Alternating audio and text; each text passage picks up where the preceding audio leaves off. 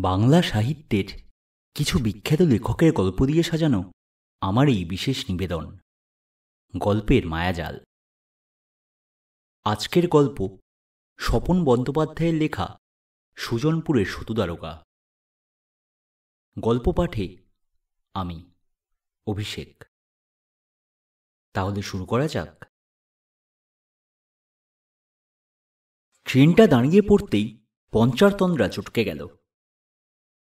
পঞ্চা কামরার জানলা দিয়ে দেখল আকাশ ফর্সা হয়েছে। ট্রেন দাঁড়িয়ে আছে একটা ছোট্ট স্টেশনে। সেখানে কোনো জনপ্রাণী চোখে পড়ল না। এমন স্টেশনে তো এ ট্রেন দাঁড়াবার কথা নয়। হয়তো কোনো কারণে সিগন্যাল পায়নি। স্টেশনের নামটা কোনো রকমে পড়ল পঞ্চা, সুজনপুর। কি মনে হতে ধরফর করে সেখানেই নেমে পড়ল পঞ্চা। আসলে সুজনপুর নামটা ওর মতো দুর্জনের পছন্দ হয়ে গেছে। পঞ্চাকে দুর্জন ছাড়া কী বা বলা যায়। ঠোঁট কাটা বাসু আর হাত কাটা ক্যাবলাকে নিয়ে ওর নিজস্ব দল। ওরা বাঁকা পথের কারবারি। চুরি, ছিনতাই, রেলের ওয়াগান ভাঙা, ব্যাস এই পর্যন্তই। খুন খারাপির ধার ঘেঁষেও ওরা কোনো দিন যায়নি। কিন্তু এবার কপাল মন্দ হলে যা হয়, একেবারে মার্ডার কেস। ঘটনাটা ঘটেছে গতকাল সন্ধেবেলা। গোবিন্দপুর স্টেশনে এক শিকারকে টার্গেট করে বসেছিল পঞ্চার দল। শিকারটিকে ওরা তিনজন ফলো করে এসেছে সেই রঘুনাথপুর ব্যাংক থেকে। লোকটি বোধহয় ব্যবসাদার। ব্যাংক থেকে অ্যাটাচি ভর্তি টাকা তুলে স্টেশনে এসে অপেক্ষা করছিল। যথারীতি সেই একই বেঞ্চে এসে বসল ওরা তিনজন শিকারের দুপাশে। এ কাজের যা দস্তুর। ক্যাবলা শিকারকে অন্যমনস্ক করার জন্যে লাগাতার গল্প চালিয়ে যেতে থাকে। হঠাৎ দূরে ট্রেনের হুইসেল শোনা গেল। ট্রেন স্টেশনে ঢুকছে। আর তো দেরি করা যায় না। লোকটা এখনো ক্যাবলার গল্পে মজে রয়েছে। এই সুযোগ। কিন্তু পঞ্চা লোকটার অ্যাটাচিতে টান মারতেই সে হঠাৎ এক হাতে অ্যাটাচি আঁকড়ে ধরে আর অন্য হাতে পঞ্চার কাঁধটা চেপে ধরে চোর চোর করে চেঁচাতে শুরু করল। তক্ষুনি লোকটাকে চুপ করাতে না পারলে ওর হাঁকডাকে স্টেশনের লোকজন এসে পড়বে। তারপর নির্ঘাত শুরু হবে গণপ্রহার। তাতে পুলিশ আসার আগেই পঞ্চা সরে পড়তে পারবে না।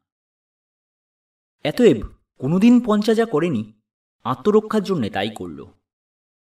কোমর থেকে 10 ইঞ্চি ধারালো ছুরিটা বার করে সোজা ফুঁড়ে দিল লোকটার পেটে। তারপর আর কোনো দিকে তাকানো নয়। তিনজনে দে দৌড়। ঠিক সেই সময় ট্রেনটা স্টেশনে ঢুকছিল। ওরা তিনজন লাফিয়ে উঠে পড়ল ট্রেনের কামরায়। মিশে গেল ভিড়ের মধ্যে। কিন্তু তিনজন এক কামরায় উঠতে পারেনি। তবে তখন আর পঞ্চার ভাববার সময় ছিল না। এই যাত্রা পাবলিকের গণধোলাই থেকে বাঁচতে পেরেছে এই ঢের। সে রাতটা ট্রেনের টয়লেটের সামনে শুয়েই কোনো মতে কেটে গেল পঞ্চার। টয়লেটের দুর্গন্ধে ঘুম আসার উপায় ছিল না। তবু শেষ রাতের দিকে দুচোখটা কিছুক্ষণ লেগে গেছিল।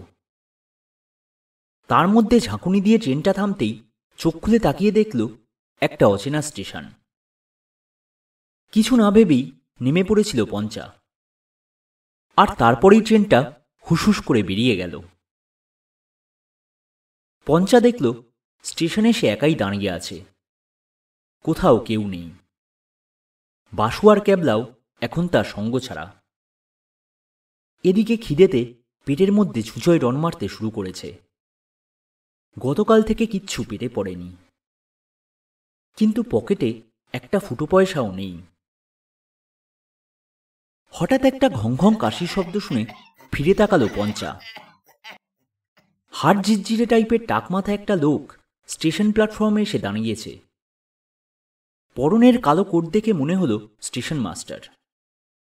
ট্রেন চলে যেতে অফিস রুম থেকে বেরিয়ে এসে কাশছে। মনে হচ্ছে মারাত্মক হাঁপানি আছে। পঞ্চা সেদিকে এগিয়ে যায়। একেবারে সামনে দাঁড়িয়ে যতটা সম্ভব গদগদভাবে বলে, গুড মর্নিং মাস্টার মশাই। কালো কোট এবার কাস্তে গিয়েও থেমে যান। পঞ্চার আপাতমস্তক চোখ বুলিয়ে সন্দিগ্ধ কণ্ঠে বলেন, মনে হচ্ছে নতুন এসো। এই ট্রেন থেকে নামলে বুঝি? টিকিট দেখাও। হেই মরেছে। পঞ্চা আমতা আমতা করে কিছু বলার আগেই কালো কোট বলেন, বুঝেছি ডাব্লিউটি। এবার মতলবটা কি কহ দেখি। তোমায় খুব সহজ মনে হচ্ছে না। আগে বাসক পাতা আর কফোটা মধু একসঙ্গে মিলে রোজ সকালে খাবেন, হাঁপানি সেরে যাবে। তুমি কি কোবরেজ? আগে আমি নই, আমার খুড়োর জ্যাঠামশাই এক মস্ত কোবরেজ ছিলেন, তার মুখেই শুনেছি। খুড়োর জ্যাঠা? তাকে তুমি দেখেছ? বলতে বলতে কেসে উঠলেন কালো কোট। আগে না, তাকে কি করে দেখব, তবে শুনেছি বাসক পাতার রস। থামো থামো, ওসব অনেক করেছি। এবার উনি হাঁপাতে হাঁপাতে বললেন, তা আমার কাছে কি চাই বললে না তো? আগে বড্ড খিদে। খিদে কার? আগে আমার। গত 24 ঘন্টায় কিচ্ছু খাইনি, জল পর্যন্ত না। তোমার কি ধারণা এখানে আমি হোটেল খুলেছি? বলতে বলতে এবার বেদম কাশতে শুরু করলেন কালো কোট। তারপর এক খাবলা কফ ফেলে বললেন,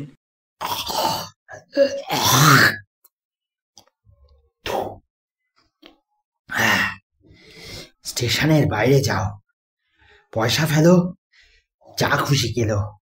বলতে বলতে অফিসে ঢুকে গেলেন সেই কালো কোট স্টেশন মাস্টার। পঞ্চা আর কি করে, তার উদ্দেশ্যে বিড়বিড় করে গোটাকতক চারক্কর ছুঁড়ে বেরিয়ে আসে স্টেশনের বাইরে। ইতিমধ্যে আকাশটা বেশ পরিষ্কার হয়েছে।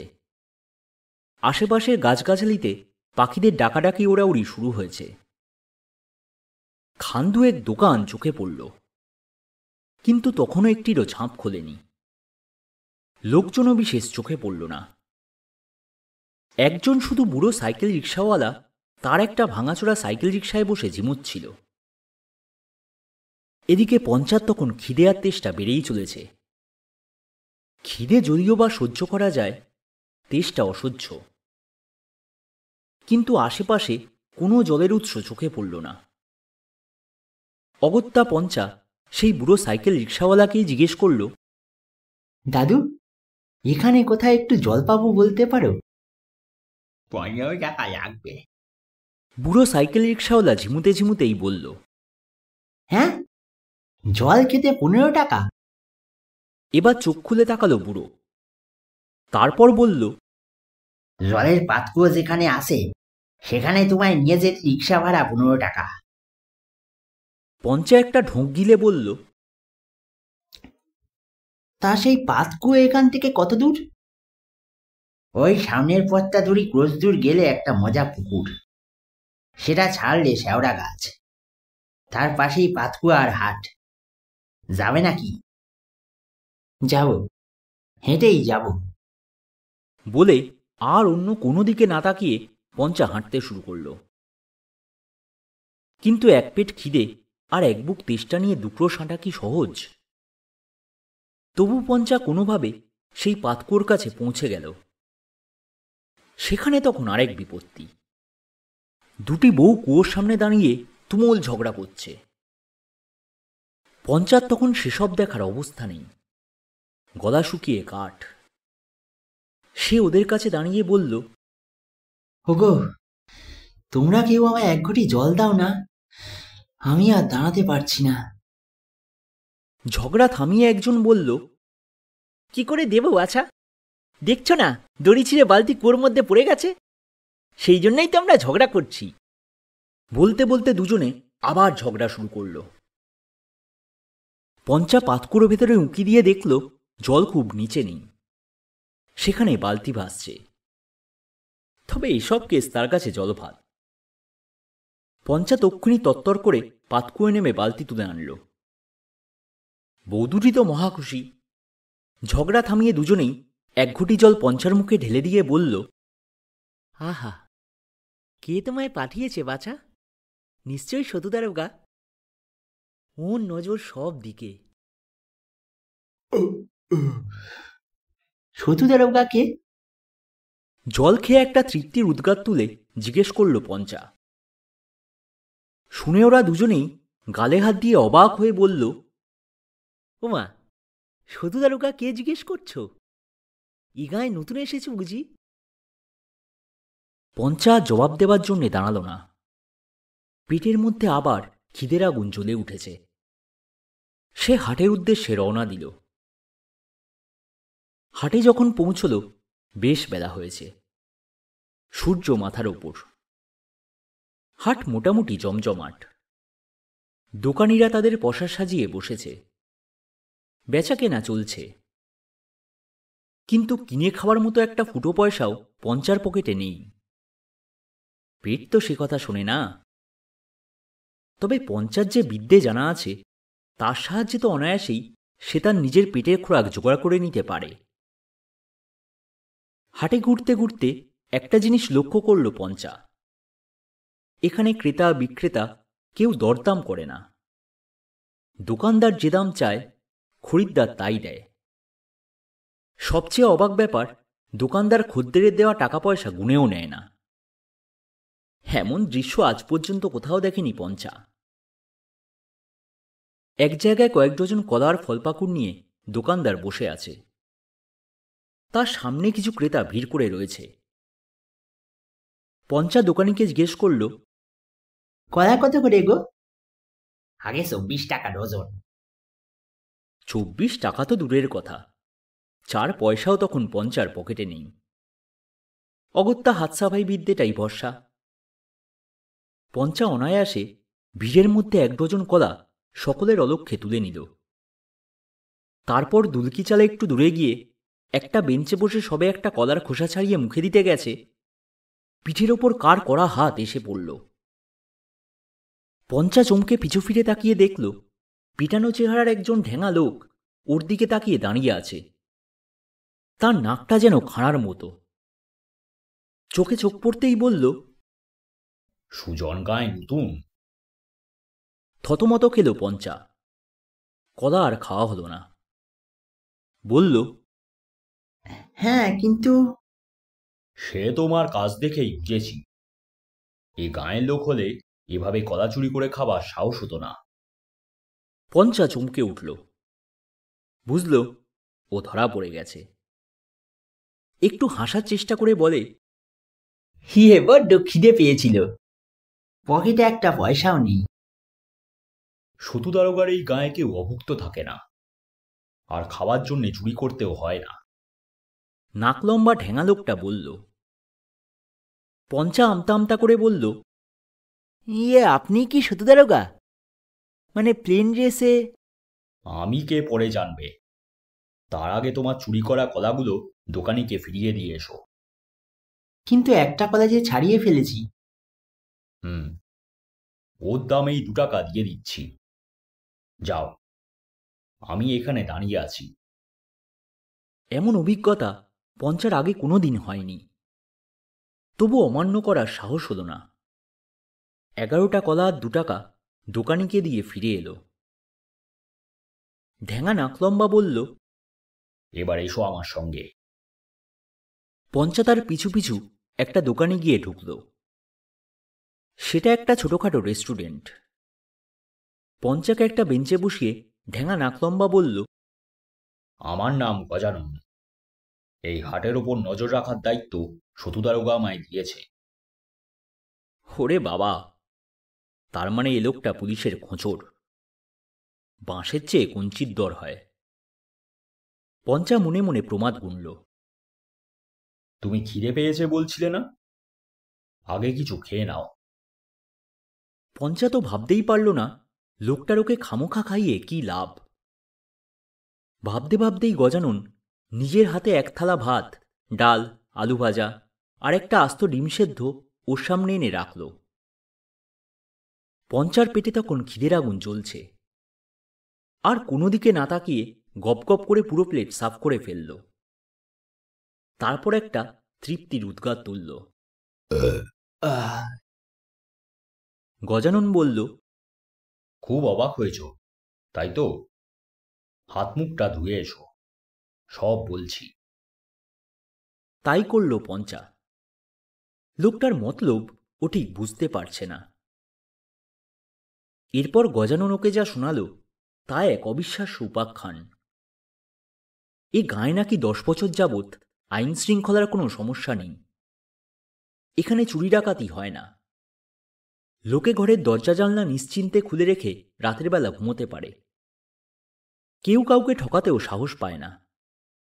কোনো ব্যাপারে লিখিত পড়িত চুক্তি করারও দরকার হয় না, কারণ মুখের কথার খেলাপ করতে কেউ সাহস পায় না। এই পর্যন্ত শুনেই দুচোখ কপালে তুলেছে পঞ্চা। এমন তো কোথাও শুনিনি। এটা কি রামরাজ্যে? তবে আর বলছি কি, এই সুজন গায়ে যদি কেউ মিথ্যে কথা বলে, পরদিনই সতু দারোগার হুকুমে তার জিভ কাটা পড়ে। সতু দারোগা? এই গায়ে পা দিয়ে পর্যন্ত নামটা বারবার শুনেছে পঞ্চা। জিজ্ঞেস করে, সতু দারোগা খুব জবরদস্ত পুলিশ অফিসার বুঝি? শুধু জবরদস্ত নয় হে। গজানন কুতকুতে চোখে তাকিয়ে বলল, তাঁর দৃষ্টি সর্বত্র। তিনি সর্বত্র থাকেন। এই যে আমরা বসে কথা বলছি, এসব তিনি দেখতে পাচ্ছেন, শুনতেও পাচ্ছেন। হ্যাঁ? এবার চমকে আশেপাশে তাকায় পঞ্চা, কিন্তু কোথাও কাউকে দেখতে পায় না। এবার তোমার পরিচয়টা একটু দাও দেখি হে। তোমায় কিন্তু বাপু খুব সচ্চরিত্রের মনে হচ্ছে না। প্রথম দর্শনেই তোমার কাজের যে নমুনা দেখলাম, দেখো, সত্যি বলবে, তবে হয়তো তোমায় বাঁচাতে পারবো।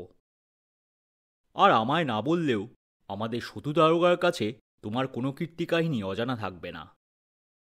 তারপর তোমার কপালে যা ঘটবার তাই ঘটবে। অগত্যা পঞ্চা আমতা আমতা করে তার নাম, গোত্র এবং কামকাজ ধান্দার সব কথা বলে দিল। এমনকি হঠাৎই গায়ে এসে ওঠার পেছনের কারণটাও লুকোল না। সব শুনে গজানন বলল, ছিঁচকে চোর হলেও তোমার ভেতরটা একেবারে পচে যায়নি। আশা করি সতু দারোগা তোমায় কনসিডার করবেন। তা এখন কি করবে ঠিক করলে? এই গায়ে থাকতে চাও? আমার তো আর উপায় নেই স্যার। পুলিশ নিশ্চয়ই আমায় খুঁজে বেড়াচ্ছে। আর আমার সাগরেদরাও কে কোথায় জানি না। ওরা ধরা পড়লেই আমায় ফাঁসিয়ে দেবে। বুঝলাম। তবে এই গায়ে থাকতে হলে বাপু, তোমার ওসব ধান্দা এখানে চলবে না। সে না হয় ছেড়ে দেব, পঞ্চা বলল। কিন্তু তাহলে খাবো কি করে? এক কাজ করো, আমার এই দোকানেই কাজে লেগে পড়ো। আমি একা একা দোকান চালাই, খুব অসুবিধে হয়। তাছাড়া মাঝে মাঝে রাতের দিকে সতু দারোগার সঙ্গে দেখা করতে যেতে হয়। থানায়? না হে, থানার পাশে যে বিশাল শেওড়া গাছ আছে, ওখানেই স্যারের সঙ্গে দেখা হয়। শ্যাওড়া গাছে দারোগা থাকেন? শুনে এবার পঞ্চার হেঁচকি ওঠে। ভূত কি শেওড়া গাছ ছেড়ে বৈঠকখানায় থাকবে? গজানন এবার ভেঙচি কেটে বলে, তুমি তো আচ্ছা হম্মক। ভূত? সতু দারোগা ভূত? তবে আর বলছি কি। গজানন এবার তার লম্বা নাক থেকে ফোঁস করে একটা নিঃশ্বাস ফেলে বলে, বেঁচেই ছিলেন 12 বছর আগে। এ গাঁয়ের থানা জবরদস্ত দারোগা ছিলেন। হঠাৎ একদল দুষ্কৃতীর হাতে একদিন মারা পড়েন, কিন্তু মরবার পরেও পেশা ছাড়েননি, বরং আরও ভয়ঙ্কর হয়ে ফিরে এসেছেন। তখন এই গাঁয়ের নাম ছিল দুর্জনপুর। তিনি এর নাম পাল্টে সুজনপুর করেছেন। সব শুনে তো পঞ্চা হাঁ। একটু বাদে বলে, এই গাঁয়ে তাহলে কোনো থানা পুলিশ নেই? তা কেন থাকবে না? চোর ডাকাত ধরতে হয় না বলে কি তাদের দায়িত্ব কম? গজানন বলে। আর কি কাজ? গজানন চোখ পিটপিট করে বলে, বেশ, নিজের চোখেই দেখবে। আগামীকাল অমাবস্যা। তোমায় না হয় একবার সন্ধ্যের দিকে থানা থেকে ঘুরিয়ে নিয়ে আসব। নিজের চোখেই সব দেখবে। সত্যিই ভীষণ কৌতূহল হচ্ছিল পঞ্চার। গজাননের সঙ্গে পঞ্চা যখন থানার সামনে গিয়ে পৌঁছল, তখন দিনের আলো পড়ে এসেছে। সেখানে তখন এক অদ্ভুত কাণ্ড দেখল পঞ্চা। থানার সামনে দাঁড়ানো সারি সারি রিক্সা আর গরুর গাড়ি থেকে বস্তা নামিয়ে কুলিরা থানায় নিয়ে গিয়ে ঢুকছে, তারপর বেরিয়ে নতুন বস্তা বই নিয়ে আসছে। পঞ্চা অবাক হয়, গজাননকে জিজ্ঞেস করে, ওইসব বস্তাতে কি আছে?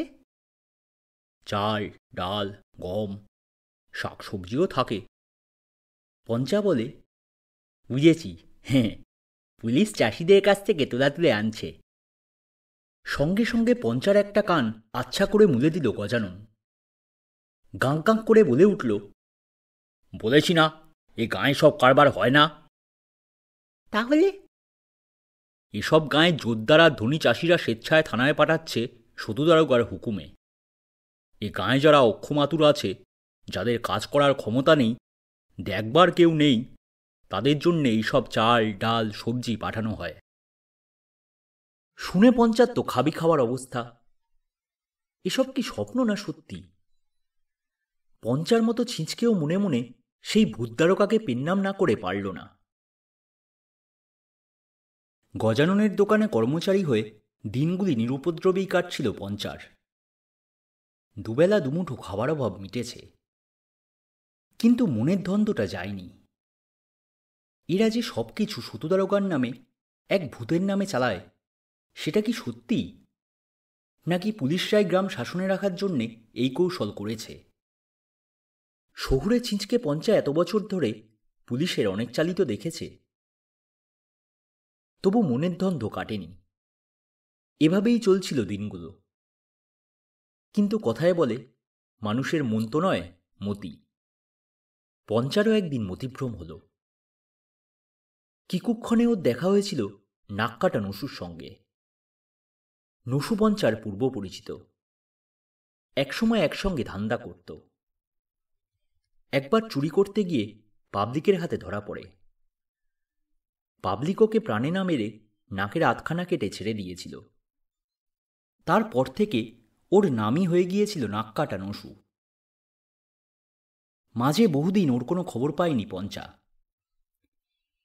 এই সুজনপুর গাঁয়ে হঠাৎ একদিন ওর সঙ্গে দেখা হয়ে গেল। পুরনো সেঙাতের সঙ্গে দেখা হলে যা হয় আর কি। প্রথমে দুজনে অনেকক্ষণ দুজনে সুখ দুঃখের কথা বলে কাটালো। তারপরে এলো আসল কথা।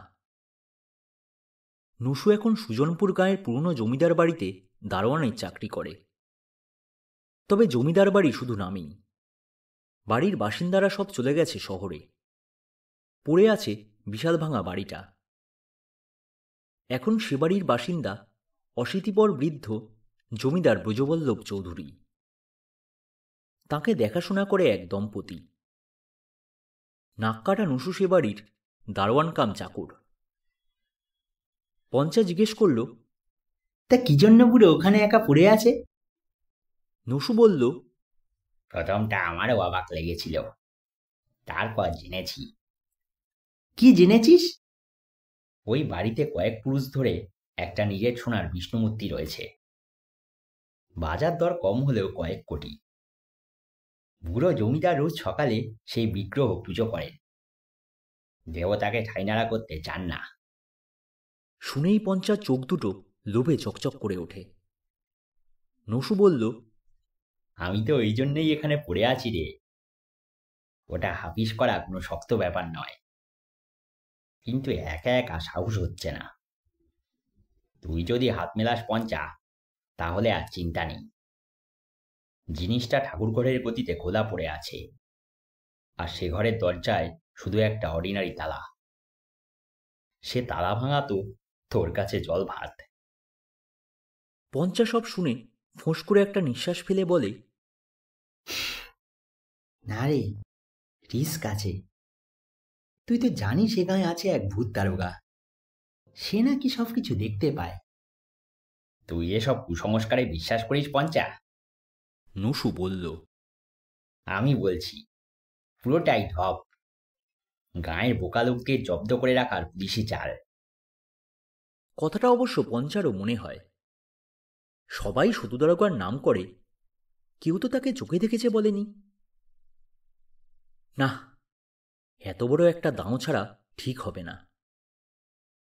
একটু ভেবে পঞ্চা বলে, রাজি। পঞ্চা নাক কাটা নসুর সঙ্গে আলোচনা করে ঠিক করে ফেলল পরের রাতেই কাজটা সারতে হবে, কারণ পরের রাতটা পূর্ণিমা। আর শতভূতের অস্তিত্ব যদি থেকেই থাকে, তবে পূর্ণিমা রাতে তার ক্ষমতা অতটা থাকবে না। আর কে না জানে, ভূতেদের রবরবে একমাত্র অমাবস্যার রাতে। তাছাড়া খবর আছে, ওই রাতেই জমিদার বাড়ির কেয়ারটেকার আর তার বউ যাবে পাশের গায়ে যাত্রা দেখতে। বাড়িতে বুড়ো ব্রজবল্লভ চৌধুরী একাই থাকবেন। এতএব ঝোপ বুঝে ছাদে উঠে ঠাকুরঘর থেকে সেই মহামূল্যবান সোনার বিষ্ণুমূর্তি হাতিয়ে নেওয়া শুধু সময়ের অপেক্ষা। পরিকল্পনা মাফিক সেদিন রাত গভীর হতেই দুই ছিঁচকে সুজনপুর জমিদার বাড়িতে ঢুকে পড়ল। অত বড় বাড়ি, কোথাও কোনো জনপ্রাণী নেই। ফুটফুটে জ্যোৎস্না ছড়িয়ে আছে দিক চরাচরে। দুজনে সিঁড়ি বেয়ে তিনতলায় ওঠার আগে একবার দোতলায় ব্রজবল্লভ চৌধুরীর ঘরে উঁকি মারল। বুড়ো অঘোরে নাক ডেকে ঘুমোচ্ছে। এবার ওরা নিশ্চিন্তে তিনতলার ঠাকুরঘরের সামনে গিয়ে দাঁড়াল। দরজায় তালা। পঞ্চা সঙ্গে একটা সরু তার এনেছিল, অনায়াসে খুলে ফেলল। তারপর দুজনে ঠাকুরঘরে ঢুকল। ঘরের মধ্যে খোলা জানলা পথে চাঁদের আলো এসে ঢুকেছে। সেই আলোতেই ওরা দেখতে পেল ঠাকুরের সিংহাসনে রয়েছে সোনার বিষ্ণু মূর্তি। চাঁদের আলোয় ঝকঝক করছে। বুকের মধ্যে উথাল পাতাল অনুভব করতে শুরু করেছে পঞ্চা। জীবনে এত বড় দাঁও সে মারতে পারেনি। আজ এ মূর্তি হাতিয়ে নিয়ে বিক্রি করে যে টাকা পাওয়া যাবে, তা দুজনে ভাগাভাগি করে নিলেও জীবনে আর টাকার ভাবনা ভাবতে হবে না। নাক কাটা নসু ইতিমধ্যে ঠাকুরঘরের সিংহাসন থেকে বিষ্ণুমূর্তিটা হাতে তুলে নিয়েছে। পঞ্চা পাশ থেকে সেটা একবার ছুঁল। সঙ্গে সঙ্গে বুকের মধ্যে ধরফরানি বেড়ে গেল। বলল, নসু, চল, আর দেরি করা যাবে না। এক ছুটে আমাদের নদীর ধারে পৌঁছতে হবে। সেখানে ডিঙি নৌকো বাঁধা আছে, একবার উঠে ভেসে পড়তে পারলেই। কিন্তু পঞ্চার কথা শেষ হল না। ঘরের সব আলো হঠাৎ নিভে গেল। কি হল? আকাশের চাঁদটা কি কালো মেঘের আড়ালে ঢাকা পড়ল? না, মেঘ নয়। ঠাকুরঘরের দরজা জুড়ে দাঁড়িয়ে আছে কালো কুচকুচে এক বিশাল মূর্তি। শুধু চোখ দুটো জ্বলছে আগুনের মতো। ওই কি ফুৎকারে নিভিয়ে দিয়েছে চাঁদের সবটুকু আলো? কে কে ওই মূর্তি? ওরা কিছু করার আগেই সেই ভয়ানক কালো মূর্তিটার ডান হাতটা লম্বা হয়ে এসে নাক কাটা নসুর হাত মুচড়ে সোনার বিষ্ণুমূর্তিটা কেড়ে নিল। তারপর সে হাত আরও লম্বা হয়ে মূর্তিটা বসিয়ে দিল ঠাকুরের সিংহাসনে ঠিক যে অবস্থায় ছিল। পঞ্চা তো রীতিমতো কাঁপতে শুরু করেছে। দুটো ঠ্যাঙা দুপাটি দাঁতের ঠকঠকানি শব্দ নিজেই শুনতে পাচ্ছে পঞ্চা। পাশ দিয়ে নসুর কাঁপুনি জড়ানো কণ্ঠ শুনল পঞ্চা। পঞ্চা, সতু দারোগা। কিন্তু তার কথাও শেষ হল না। তার আগেই সেই ভীষণ মূর্তির দুটো কালো হাত এগিয়ে এসে নসু আর পঞ্চাকে ঠিক বিড়াল ছানার মতো তুলে ধরল। তারপর ওই অবস্থাতেই তাদের বার করে নিয়ে এলো ঠাকুরঘরের বাইরে। চাঁদের ফুটফুটে আলোয় এবার ওরা দেখল সামনে দাঁড়িয়ে আছে এক বিশাল কালো দানব, কিন্তু পরনে পুলিশ ইউনিফর্ম। সে মেঘের মতো গর্জন করে বলল, ভেবেছিলি সতুদারোগাকে পূর্ণিমা রাতে জব্দ করে কাজ হাসিল করবি? এত সাহস! এবার শাস্তি ভোগ কর। বলতে বলতে এবার যা ঘটল তা আরও মারাত্মক। ওই পাহাড়ের মতো মূর্তির হাত দুটো নসু আর পঞ্চাকে তুলে ধরল। তারপর সে হাত দুটো আরও দীর্ঘ করে পৌঁছে গেল জমিদার বাড়ির অদূরে এক ঢ্যাঙা তালগাছের মাথায়। সেখানে ছিল এক শকুনের বাসা।